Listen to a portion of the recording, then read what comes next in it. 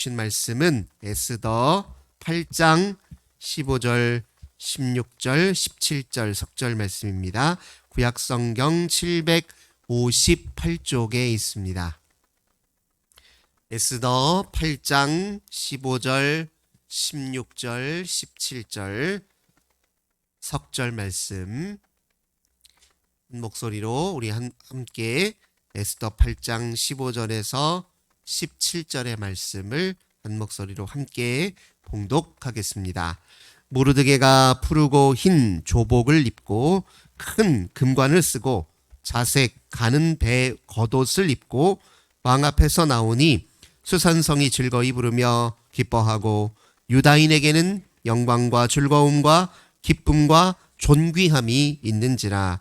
왕의 어명이 이르는 각 지방 각 읍에서 유다인들이 즐기고 기뻐하여 잔치를 베풀고 그날을 명절로 삼으니 본토 백성이 유다인을 두려워하여 유다인 되는 자가 많더라. 아멘. 오늘도 주님과 함께 하루를 시작하시는 우리 모든 성도님들, 하나님께서 하늘의 크신 은혜와 평화 가득 부어주시길 주님의 이름으로 간절히 기원합니다. 오늘 본문의 말씀을 통해서 함께 은혜 나누도록 하겠습니다. 이 본문의 말씀, 즉 엑스더라고 하는 책은 하나님의 다스림을 인정하고 하나님의 법 아래 머물러 사는 사람들은 하나님께서 반드시 지켜주신다라는 사실을 우리에게 일깨워 주고 있습니다. 에스더와 또 유다 백성들이 아주 큰 위기를 맞이했었잖아요. 죽을 위기를 맞이했으나 하나님께서 그 고비를 넘기게 하셨습니다. 하나님의 법을 쫓아 사는 백성들, 비록 그 수많은 대적들이 그들을 애워싸고 있었으나 그 누구도 그들을 해할 수 없다는 사실을 에스더는 잘 보여주고 있었습니다. 하만이 왕의 이제 눈을 속여서 유다 백성들을 다 죽이기 위해서 종교력으로 12월 13일을 유다 죽이는 날로 이렇게 계략을 꾸며서 왕의 마음을 흔들어 놓고 전국 각지에 이렇게 조서를, 왕의 명을 따라서 조서를 내렸잖아요. 그런데 그 유다인들을 죽이기로 멸한 그날이 도리어 유다를 대적하기로 맘먹었던 모든 사람들을 오히려 죽이는 날로 이렇게 바뀌어 버렸던 것이 바로 오늘 에스더의 기록에서 보고하고 있는 불임절입니다.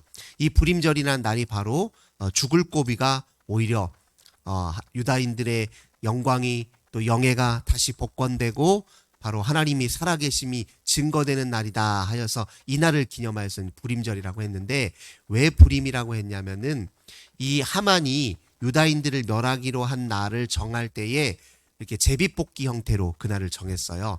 주사위 같은 것을 던져서 날짜를 정했는데 이제 그때 쓰여졌던 이제 주사위를 이제 부르라고 이야기를 합니다. 그래서 이 부르라는 말에서 이제 불임절이 온 것이죠. 근데 이 날은 일종의 이제 유다인들에게는 축제의 날이었어요. 하나님이 우리를 지키시니 그 누구도 우리를 해할 수 없다라는 것을 온 만방에 공포하고 그날을 기뻐하는 날이 이제 불임절로 삼았던 것이죠.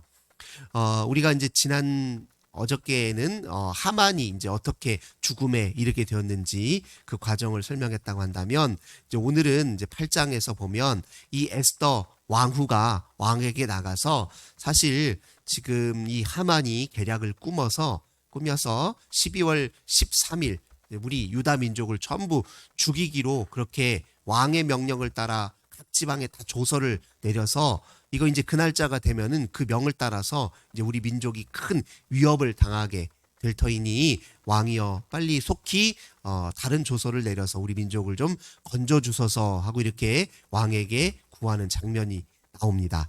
근데 이때 이제 왕이 그러면 내 뜻대로 다시 조서를 내려서 속히 각 지방에게 전달을 하라 했을 때 그 조서의 내용을 살펴보면 우리 하나님을 왕으로 모시는 사람들을 하나님이 어떻게 지키시는지를 상징적으로 잘 보여주고 있습니다. 한번 살펴보도록 하겠습니다. 8절을 함께, 8장 8절입니다. 너희는 왕의 명의로 유다인들에게 조서를 뜻대로 쓰고 왕의 반지로 인을 칠지어다. 왕의 이름을 쓰고 왕의 반지로 인친 조서는 누구든지 철회할 수 없음이니라. 이렇게 표현하고 있는데, 마치 이것은 이렇게 상징적으로 읽혀요. 우리가 예수 그리스도를 만왕의 왕으로 모시고 하나님을 우리의 영원한 나라의 통치자로 인정하기만 한다면 주님께서 우리를 인치신다는 거예요. 우리를 영원한 생명을 약속하시고 우리가 당신의 백성임을 확인시키는 그 순간부터 하나님의 사람이 되어 또 우리 왕의 백성이 되어서 우리는 영원히 그분의 보호 아래, 날개 그늘 아래 머문다라는 걸 이렇게 상징적으로 보여주고 있습니다. 이제 그 내용을 이렇게 살펴보면 11절입니다. 왕이 여러 고을에 있는 유다인들에게 허락하여 그들이 함께 모여 스스로 생명을 보호하고 각 지방의 백성 중 세력을 가지고 그들을 치려하는 자들과 그들의 처자를 죽이고 도륙하고 진멸하고 그 재산을 탈취하게 하되, 이렇게 표현하고 있죠. 그러니 이 왕의 보호 아래 있는 모든 백성들은 생명을 보존할 것이다 라는 표현이 있죠. 동시에 그들을 해하려고 하는 모든 자들이 도리어 그 계략과 모략들이 다 들통이 나고 오히려 그로 인해서 그들이 심판을 당하게 될 것이다, 이렇게 얘기합니다. 하나님의 백성을 해하려 하는 자들이 오히려 도리어 심판을 당하게 될 것이라는 거죠.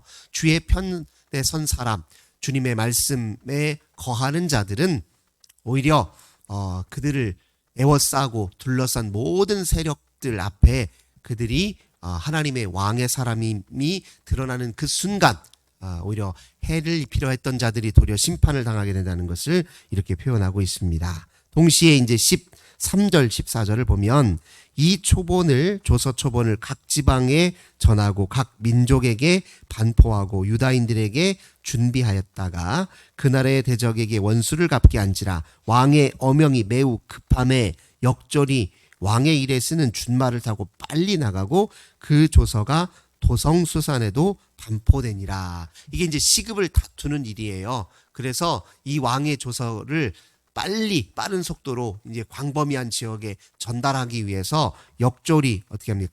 급하게 서둘러서 그 조서를 전달했다, 이런 표현이 등장하고 있습니다. 그러니까 이 말씀 속에서도 다시 한번 확인이 되지만 우리 하나님께서 백성들을 지키려고 하는 그 마음, 우리 하나님께서 우리 모든 믿는 자들을 지키려고 하는 그 마음이 얼마나 절실하고 간절한지를 보여주죠. 하나님께서 우리를 구원하시는 일에는 바쁘신 분이라는 걸 이렇게 또 상징적으로 우리에게 말해줍니다. 우리는 하나님께 돌아오는 것을 느긋하게 여길지 모르겠지만 하나님은 우리 한 사람 한 사람을 구원하시는 일에 바쁘신 분입니다. 지금도 일하시는 분이고 한 사람이라도 더 빨리 주께로 돌아오도록 하기 위해서 힘쓰시는 분이다라는 것을 우리가 상징적으로 또 읽을 수 있을 것입니다. 이렇게 왕의 조서가 다시 전국 각지의 모든 유다인들에게 선포가 이렇게 전달이 되고 나니까 어떤 일들이 일어납니까? 15절 오늘 읽었던 말씀 보니 수산성이 즐거이 부르며 기뻐하고 유다인들에게는 영광과 즐거움과 기쁨과 존귀함이 있는지라. 여호와 하나님을 믿고 따르는 백성들, 그의 백성들에게 무엇이 있느냐? 영광이 있다. 영광이라는 말은 하나님의 거룩한 임재를 뜻하는 거예요. 저들에게는 하나님이 함께 계시는구나 라는 것이 온 만방에 이렇게 드러나게 되었다라는 걸 의미합니다. 세상에 가장 강한 자가 누구입니까? 하나님이 함께 하시는 자잖아요. 하나님이 함께 하신다는 게 가장 강함을 의미하기 때문에 우리가 우리 삶에서 가장 우선적으로 해야 될 일은 무엇이냐면 내가 내 스스로 세상에서 강해진 것이 아니라 어떻게 하면 주님 앞에 더 가까이 나아갈 것인가. 이것이 우리 믿는 자들에게 가장 중요한 우선적인 과제입니다. 하나님과 함께 있는 것이 우리에게 가장 중요한 일이라는 거예요. 우리 스스로 세상에서 내가 능력 있고 내가 대단한 사람이라는 걸 입증해 보여주는 데 힘쓰기보다 내가 하나님의 사람이라는 것을 더 굳게 믿고 내가 하나님의 사람으로 살기 위해 힘쓰는 것이 우리에게 더 우선적인 일이다. 그렇게 기억해야 될 것입니다. 동시에 그 하나님의 백성들에게 무엇이 있느냐? 즐거움이 있다. 이렇게 표현하고 있습니다. 하나님께서 우리를 당신의 백성으로 삼아서 또 당신의 백성으로 살게 하신 것은 우리를 하여금 참 기쁨과 만족 속에 살게 하시려는 겁니다.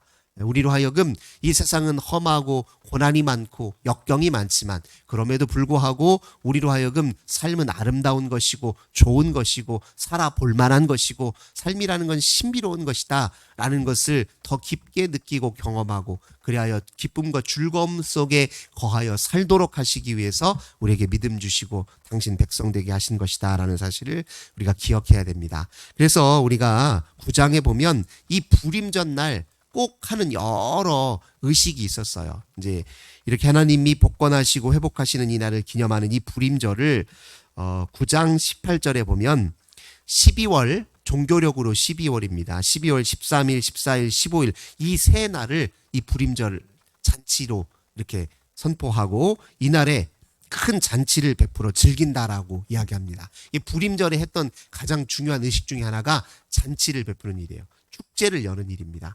우리가 살면서 해야 될 가장 중요한 일이 무엇이냐? 축제라는 거예요.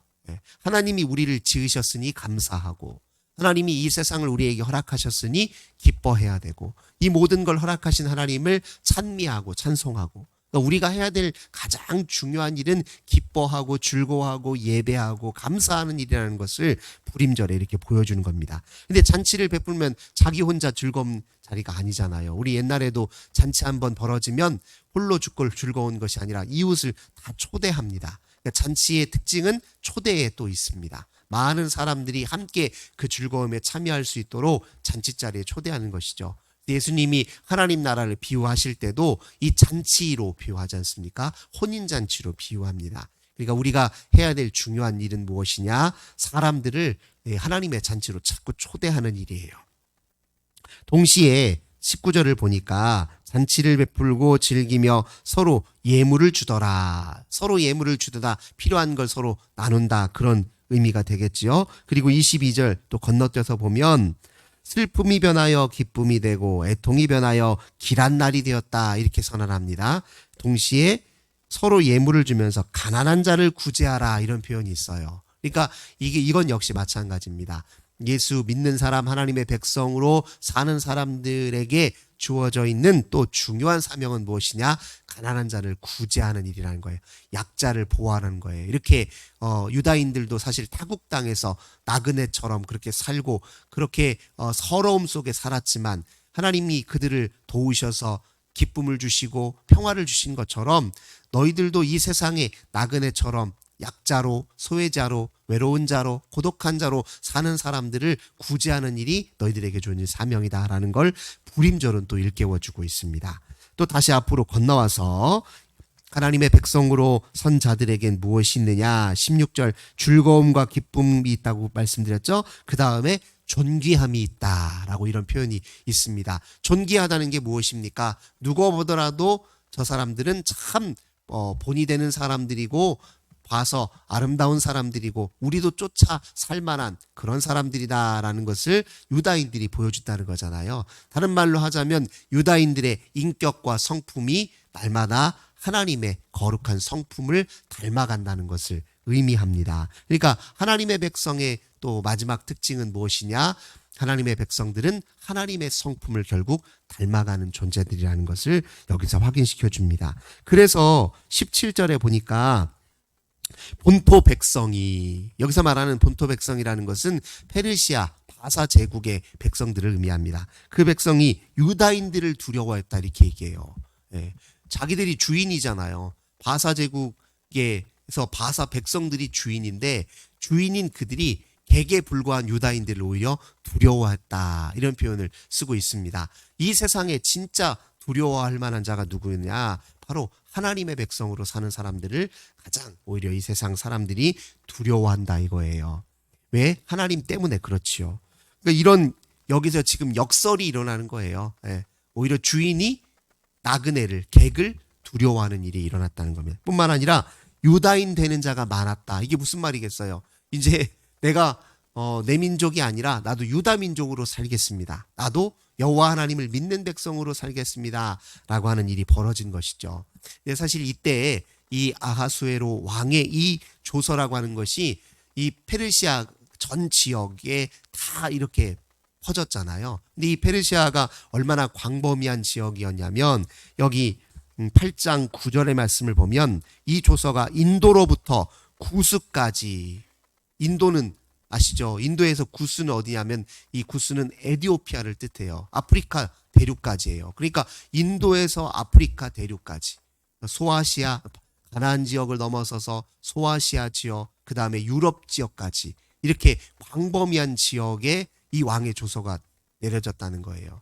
동시에 그 지역에 있는 모든 흩어져 있던 유다 백성들을 다 하나님께서 일일이 보호하셨다라는 것을 의미하기도 하지요. 유다 백성들은 한동안 나라 없이 그렇게 오랜 세월 타향에서 곳곳에서 흩어져서 그렇게 살고 있었지만, 그러나 그들은 어디에 있든지 하나님이 함께 계시니 안전히 거할 수 있었고, 그리고 어느 땅에서든지 그들을 다 두려워하게 되었고, 어느 땅에서든지 그들을 존귀하게 여겼다 하는 것이 이제 에스더의 이야기라고 할 수 있을 것입니다. 오늘 사랑하는 우리 모든 주님의 권속들과 백성들에게 이 은혜가 그대로 임하고 있다는 사실을 굳게 믿으시기를 주님의 이름으로 기원합니다. 주님과 함께 살고 주님의 말씀 아래 거하는 자들에게는 늘 무엇이 있다? 영광이 있고 즐거움과 기쁨이 있고 존귀함이 있다. 이 믿음으로 오늘 하루를 승리하시는 저 우리 모든 성도님들 되시길 주님의 이름으로 간절히 기원합니다.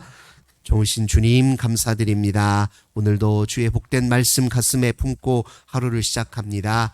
에스더를 통해서 우리에게 일깨워 주신 그대로 믿는 자들에게, 주님을 영원한 왕으로 삼는 백성들에게 영광이 있고 즐거움이 있고 기쁨이 있고 존귀함이 있다는 사실을 저희들 굳게 믿게 하여 주옵소서. 주의 백성으로 사는데 최선을 다하게 하시고 주님과 함께 사는 일을 우리의 삶의 최우선으로 삼는 저희들 다 되게 하여 주옵소서. 오늘도 주님께서 지켜주실 줄 믿고 감사드리며 주 예수님의 이름으로 간절히 기도드립니다. 아멘. 주님